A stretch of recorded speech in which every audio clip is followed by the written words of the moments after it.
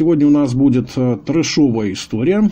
Такого на канале еще кошмара не было. В общем, слушайте внимательно, и думаю, концовка вас реально порадует, потому что прям вот сюжетик очень интересный. Значит, жил-был парень, потомственный автомеханик, немножко автоэлектрик, автослесарь, короче, я не знаю, как там правильно и что к чему у них.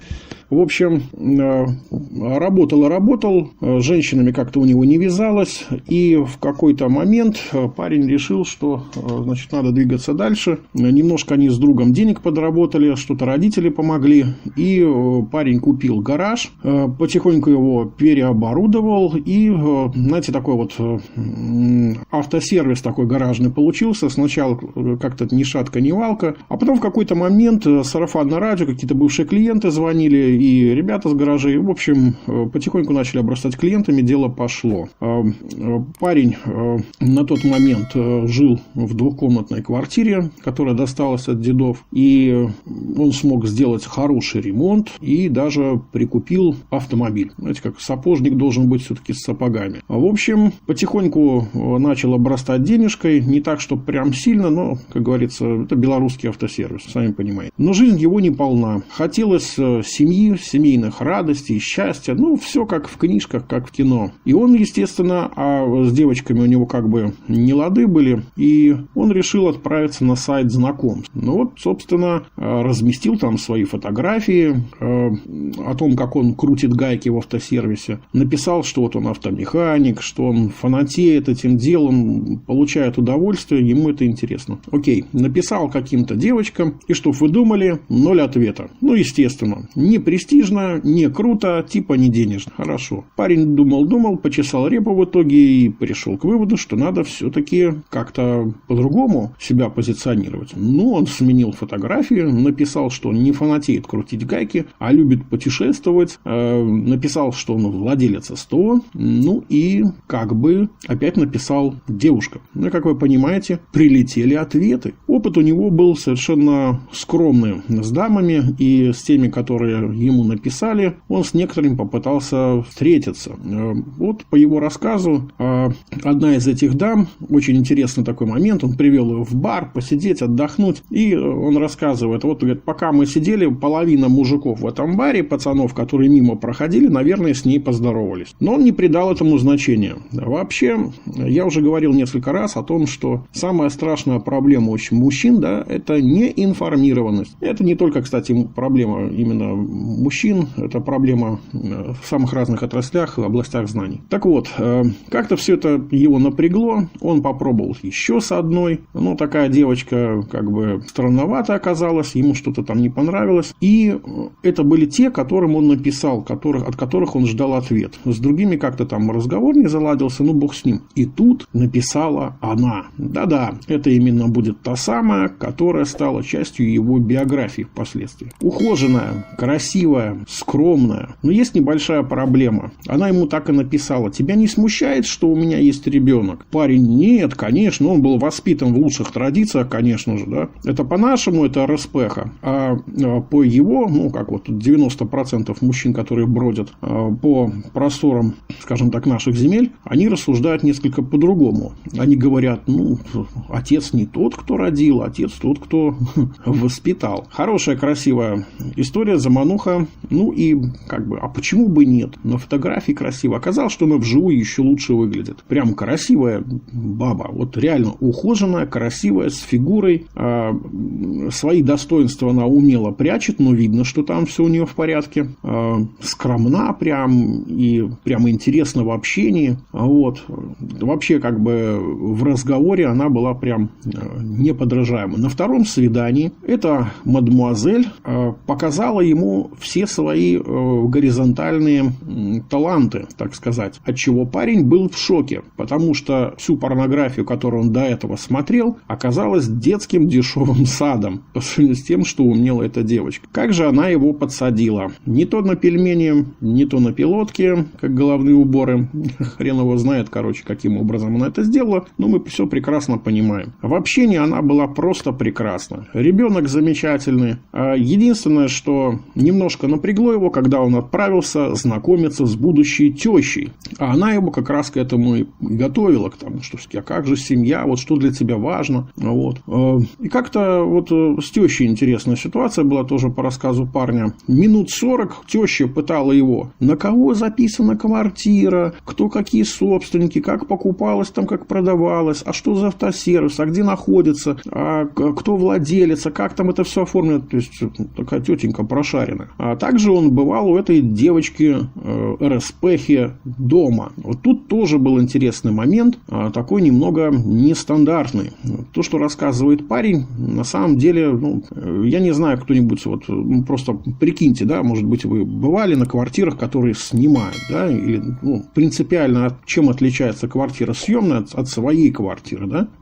Она утверждала, что это квартира съемная, на которой она живет. И очень было странно, потому что квартира была более чем обжита, с очень хорошим ремонтом. И в разных частях этой квартиры он находил фотографии ребенка, и ее с ребенком, и ее с мамой. И все как будто так. Даже не скажешь, что это съемная хата. Даже магнитики в виде фотографий на холодильнике. То есть, как бы надо же, как повезло такую квартирку-то снять. В общем, парень, естественно, ничему не придает значения. Все прекрасно, все хорошо.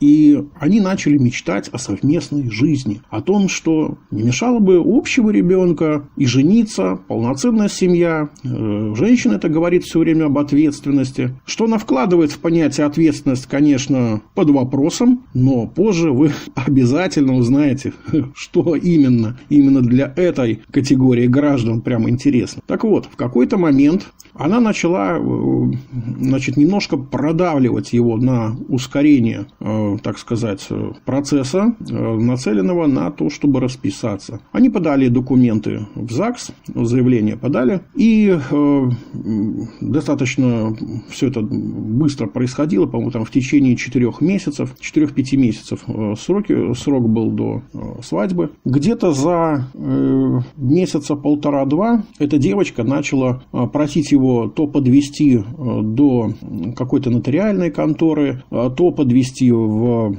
как это у нас называется, бюро технической инвентаризации, где, собственно, недвижкой занимаются, БТИ так называемые. Он спрашивал, а зачем, что она там делает? Она говорит, там маме надо помочь, там какие-то документы перевести, забрать. В общем, все в таком духе. Окей. И он возил ее, все, она там что-то делала, выходила, заходила и так далее. В общем, окей.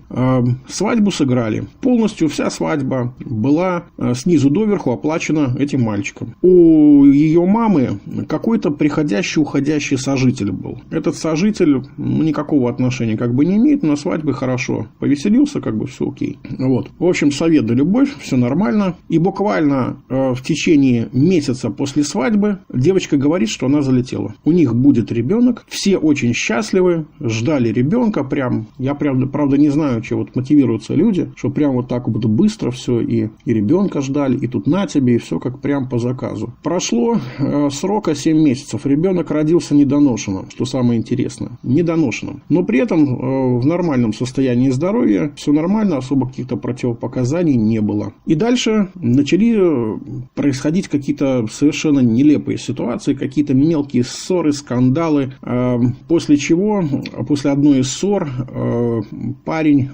был подсажен жутко на коня и ладошкой так втащил ей прям в торец. Естественно, вызвала милицию, были сняты побои, но заявление она не написала. В общем, решили как-то миром. Прошло какое-то время, совсем немного, опять скандалы, какие-то напряжения, и парень начал чувствовать, что что-то не то, что какая-то провокация. Она даже требовала, давай ударь меня. Он говорит, да нет, милиция, там все.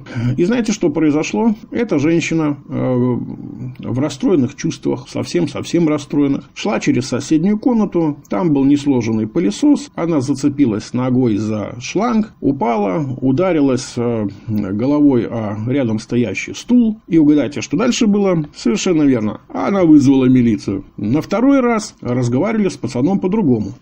Закрыли его сразу в камеру, побои давай снимать, врач, медик, вот эта вот женщина, которая фиксировала, удивительной тупизны человек, она признала, что это удар был нанесен рукой. На руке, кстати, ничего не нашли, но как-то. И заявление, вы знаете, она опять не писала. По-хорошему, несколько раз по нашим законам милиция без заявления преступление возбуждает дело, и, собственно говоря, начинаются очень серьезные проблемы. Таково законодательство. Но третьего раза уже не совсем случилось. Было множество скандалов, но парень понял, что это будет провокация. И он категорически отказался, так сказать, решать этот вопрос руками. А параллельно, живя в двухкомнатной квартире, женщина требовала о том, что не мешало бы делать размен. Потому что в случае размена, как вы понимаете, квартирка из неделимой резко может превратиться в делимое имущество. Мотивировала на это тем, что 4, 2 ребенка, да, и двухкомнатно этого мало, нужна больше жилплощадь. Парень пахал как проклятый, родители денег доложили, и они разменяли на 4 комнаты. Он за свой счет полностью сделал ремонт в этой квартире, все шикарно, причем достаточно быстро, там меньше, чем за полгода. И как только ремонт был закончен, мебель была уже вся ввезена, все было шикарно и готово. Этот парень получил уже новые требования о том, что девочке пора сдавать на права, а оплачивать, естественно, ему. Он сказал: не надо тебе пока это, выйдешь на работу, и сама. Это ее очень взбесило, но как-то об этом особо и не говорили. И вот дальше ситуация закрутилась очень интересным образом. Дело в том, что произошло интересное событие. Этот парень, у него была поломка автомобиля, он оставил его на СТО у себя, сам гайки крутит, что называется, и отправился в обед домой. Для этого нужно было преодолеть небольшую лесопарковую полосу, назовем это так, сесть на автобус и приехать прямо к себе домой. Благо недалеко, там 5-6 остановок. Он приехал домой, пообедал, посидел с детьми, и уже ближе там часам 5-6 он отправился, говорит: что я дома буду сидеть. Отправился назад, сел на автобус, доехал до нужной остановки, вышел и брел по этой же самой лесопарковой полосе, где его друг в это время крутил болты. Немного не доходя до выхода из лесопарковой полосы, 2 неизвестных напали сзади, очень жестко избили, отобрали мобильный телефон и отобрали вот такую сумку через плечо. Там находились документы, находились ключи и кошелек, еще какие-то мелочи. Эти ребята быстренько обшмонали эту сумочку, нашли там кошелек, все остальное прям при нем кинули. Мобильник по слабости интеллектуально разблокировать они не смогли и бросили его там же в лесу. А с кошельком они уже поступили по-другому. Как потом оказалось, они сели в автомобиль, поехали на заправку, его карточкой заправили горючку. Молодцы вообще. Такие преступники, а бы что, честно говоря. Но не в этом суть. Как говорится, в это время парень очухался, пошел дальше, потому что там товарищ работает, там телефон. Он вызвал, позвонил в милицию, парень его доставил в ментуру, и тот написал заявление, что вот такая ситуация, забрали вещи, избили, 2 неизвестных. Милиция что? Говорит: 2 человека, ты хоть одного запомнил? Говорит: так, говорит, я там не опишу толком. Так, вроде как. Менты сказали: заявление принято, шуруй-ка ты домой. Собственно, а что милиция там сильно искать будет? Но дальше это было нечто. Эти 2 хлопчиков, заправившись за чужой счет с этой карточкой, отправились в магазин. А чтоб вы понимали, действия происходили прямо в том же районе, где этот парень живет. Они пришли в местный магазин, а там частный магаз. И в этом магазине частном есть карточки, такие, знаете, выдают сейчас во многих сетях торговых. Есть что-то такое понятие скидочные карты. Там 1, 2, 3% скидки там, или накопительное что-то. И, значит, один из них стоял возле магазина, а второй парень пошел в магазин затариться. Они решили бухнуть за его счет. В магазине он набрал там тележку товара. Карточка, хватит денег, не хватит, как говорится, там неизвестно. Если что, уж своими. Так что он сделал? Он пришел на кассу, подошел, уже к девушке, которая там рассчитывала. А та спрашивает: а у вас есть скидочная карта? И этот крендель достает свою скидочную карту, та и проводит. А система работает так, что, карточки, когда выдавались, там имена прописывались, телефон, да, чтобы смс-ками потом человека догонять по рекламе. Она карточкой прогоняет, а там имя высвечивается. И он дает чужую карточку. А эта кассирша, кто ее там, какой черт за ногу дернул? Она взяла эту карточку, посмотрела имя. А там имя не совпадает. Она думает: что за фигня? Взяла тревожную кнопочку, нажала под кассой. 2 охранников взяли этого парня, значит, отвели его в свою каморку, рассмотрели внимательно эти карточки, вызвали милицию. Милиция быстренько, ближайший наряд подошел, скрутили этого хлопца, а тот, который на выходе стоял, он увидел, что милиция заходит, и на всякий случай,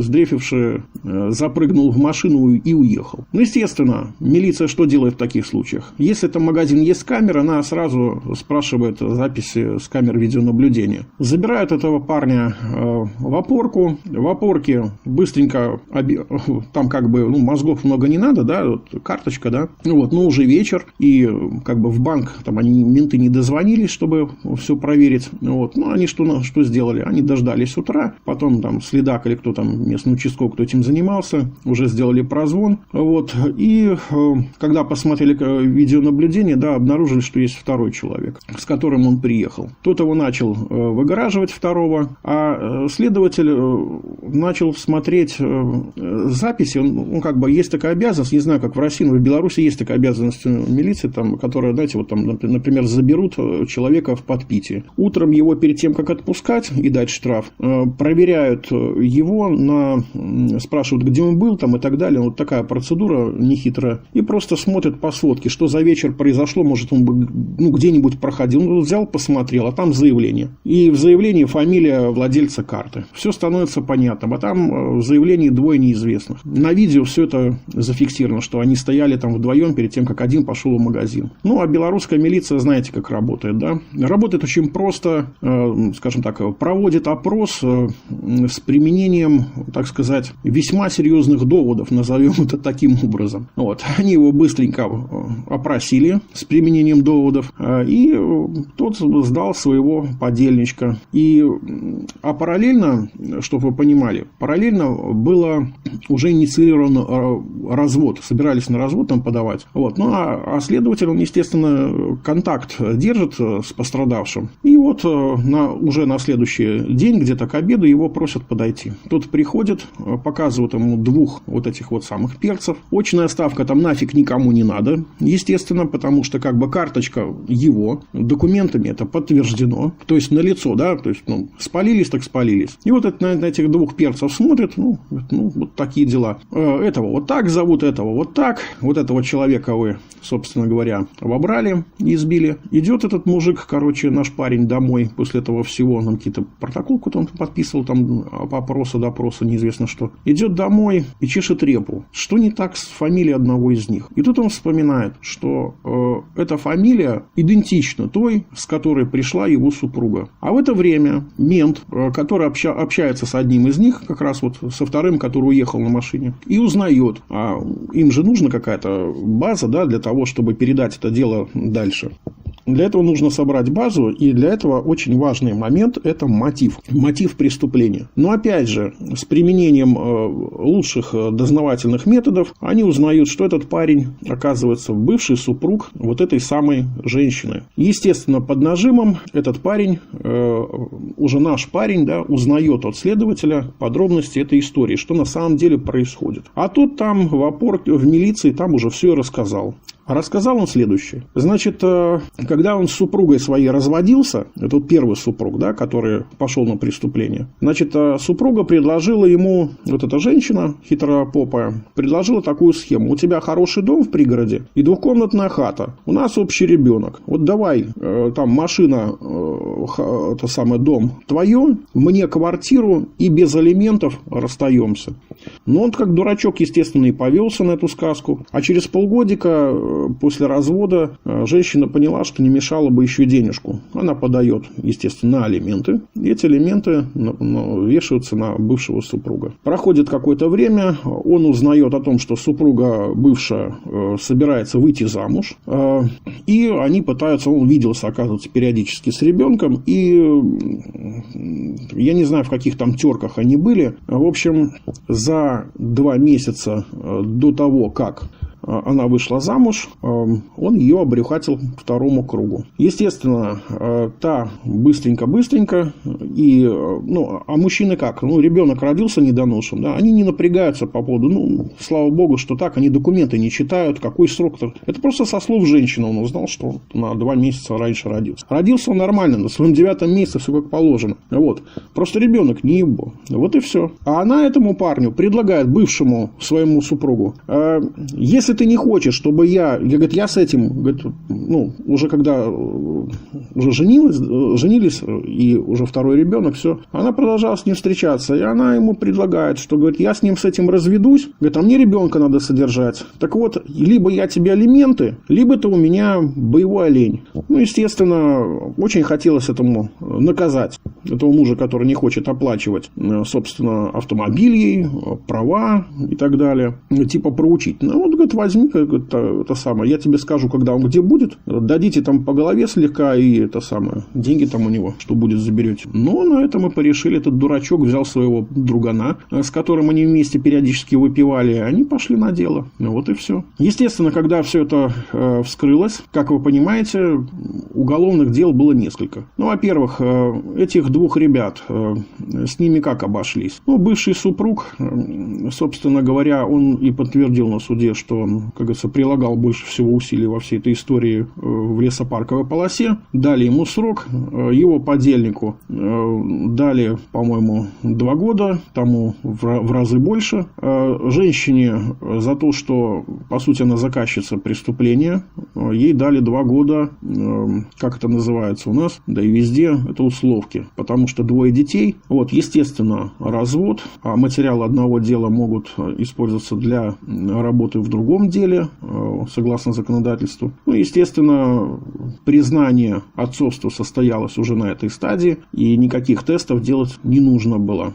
Парень остался при своих 4-комнатной, при своей квартире. Ничего он не потерял. Единственное, что немного пошатнули ему здоровье на коротком отрезке времени, да. Но в целом вот такой вот кошмар. Комментировать это, я думаю, тут бесполезный номер. Расскажите, возможно, у вас какие-то истории есть. На канале есть мой адрес электронной почты. Если понравилось, поставьте лайк, подпишитесь. Это очень мотивирует для того, чтобы давать новый контент, рассказывать о подобных хитропопых ситуациях. И обязательно напишите в комментариях, что вы думаете по этому поводу, потому что интересно услышать и ваше мнение. Все, друзья, пока-пока.